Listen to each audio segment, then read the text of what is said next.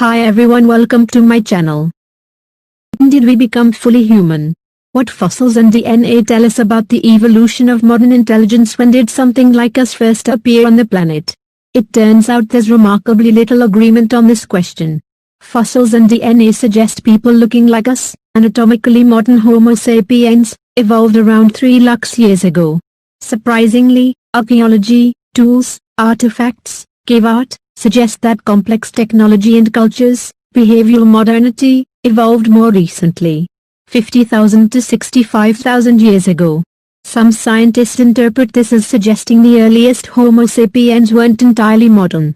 Yet the different data tracks different things. Skulls and genes tell us about brains, artifacts about culture. Our brains probably became modern before our cultures. Tree diagram showing human evolution. Key physical and cultural milestones in modern human evolution, including genetic divergence of ethnic groups. Nick Longridge, the Great Leap for 2 lakhs to 3 lakhs years after Homo sapiens first appeared, tools and artifacts remained surprisingly simple, little better than Neanderthal technology, and simpler than those of modern hunter-gatherers such as certain indigenous Americans. Starting about 65,000 to 50,000 years ago, more advanced technology started appearing. Complex projectile weapons such as bows and spear throwers, fish hooks, ceramics, sewing needles. People made representational art, cave paintings of horses, ivory goddesses, lion-headed idols, showing artistic flair and imagination. A bird-bone flute hints at music. Meanwhile, arrival of humans in Australia 65,000 years ago shows we'd mastered seafaring. The Venus of Brisempel 25,000 years old. Wikipedia. This sudden flourishing of technology is called the Great Leap Forward, supposedly reflecting the evolution of a fully modern human brain. But fossils and DNA suggest that human intelligence became modern far earlier. Anatomical modernity. Bones of primitive Homo sapiens first appear 3 lakhs years ago in Africa, with brains as large or larger than ours. They're followed by anatomically modern Homo sapiens at least 2 lakhs years ago, and brain shape became essentially modern by at least 1 lakh years ago. At this point, humans had brain cases similar in size and shape to ours. Assuming the brain was as modern as the box that held it, our African ancestors theoretically could have discovered relativity, built space telescopes, written novels and love songs. Their bones say they were just as human as we are. Because the fossil record is so patchy, fossils provide only minimum dates. Human DNA suggests even earlier origins for modernity. Comparing genetic differences between DNA in modern people and ancient Africans, it's estimated that our ancestors lived 2 lakhs 60,000 to 3 lakhs 50,000 years ago. All living humans descend from those people, suggesting that we inherited the fundamental commonalities of our species, our humanity, from them.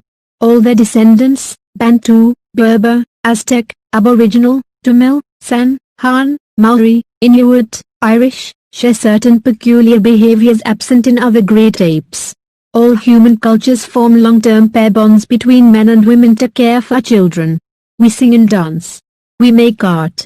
We preen our hair, adorn our bodies with ornaments, tattoos and makeup. We craft shelters. We wield fire and complex tools. We form large, multi-generational social groups with dozens to thousands of people. We cooperate to wage war and help each other. We teach, tell stories, trade. We have morals, laws. We contemplate the stars, our place in the cosmos, life's meaning, what follows death. The details of our tools, fashions, families, morals and pathologies vary from tribe to tribe and culture to culture, but all living humans show these behaviors. That suggests these behaviors, or at least, the capacity for them, are innate. These shared behaviors unite all people. They're the human condition, what it means to be human, and they result from shared ancestry. We inherited our humanity from peoples in southern Africa 3 lakhs years ago. The alternative, that everyone, everywhere coincidentally became fully human in the same way at the same time, starting 65,000 years ago, isn't impossible, but a single origin is more likely. The network effect. Archaeology and biology may seem to disagree, but they actually tell different parts of the human story. Bones and DNA tell us about brain evolution, our hardware. Tools reflect brain power, but also culture, our hardware and software. Just as you can upgrade your old computer's operating system, culture can evolve even if intelligence doesn't. Humans in ancient times lacked smartphones and spaceflight, but we know from studying philosophers such as Buddha and Aristotle that they were just as clever. Our brains didn't change, our culture did. That creates our puzzle. If Pleistocene hunter-gatherers were as smart as us, why did culture remain so primitive for so long? Why did we need hundreds of millennia to invent bows, sewing needles, boats? And what changed?